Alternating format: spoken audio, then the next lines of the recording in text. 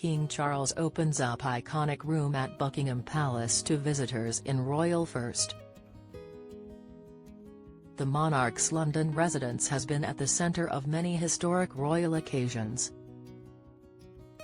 They are arguably the most famous net curtains in the world, and from Monday, visitors to Buckingham Palace will be able to stand behind them, inside the room that opens onto its famous balcony, for the first time in history. The newly restored centre room, where the royal family gathers ahead of their big balcony moments, opens to visitors for the first time on 15th of July. The royals have celebrated coronations, weddings, and jubilees from the room. And it is where the king chose to record his last Christmas Day message in December.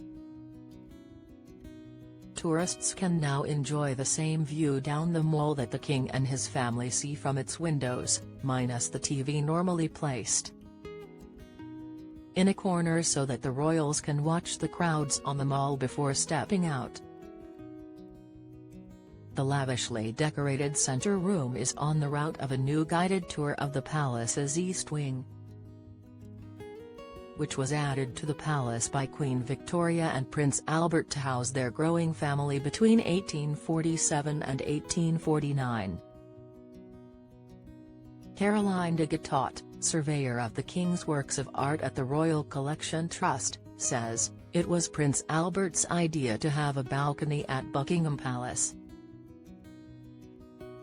because he saw it as a way of enabling the royal family to connect with the people. And of course that's exactly how, in a sense, it continues to be used on important occasions." She added, "But it began to be used very early on in Queen Victoria's reign. From 1851, waving off the troops to the Crimean War and welcoming them back on return.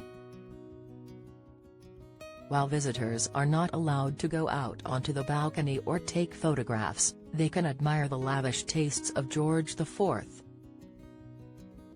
whose vast collection of artworks, furniture and decorations was brought to London by Queen Victoria from his holiday home, the Royal Pavilion in Brighton.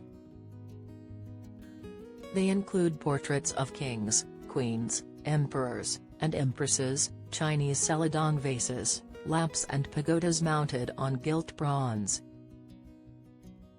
George IV sofas and chairs, and a room decorated with hand-painted chinoiserie wallpaper which was painstakingly removed, cleaned,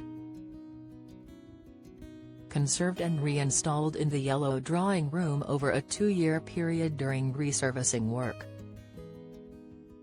The decision to open the East Wing to the public has been driven by the king, who is keen to make royal residences more accessible to the public.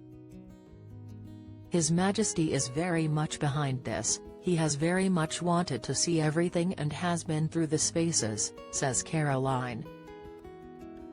"It's his decision to make it publicly accessible. And it's obviously a tremendous benefit to make these spaces accessible to the public for the first time, given that that was previously not the case." All 6,000 tickets for guided tours of the East Wing tour, priced at £75, sold out within hours of going on sale in April. The new route takes visitors through the centre room, yellow drawing room and 240-foot-long principal corridor, as well as the 19 state rooms which are already accessible on visitors on a standard ticket. This year visitors can also admire the new portrait of King Charles by artist Jonathan Yeo, which is on display in the ballroom.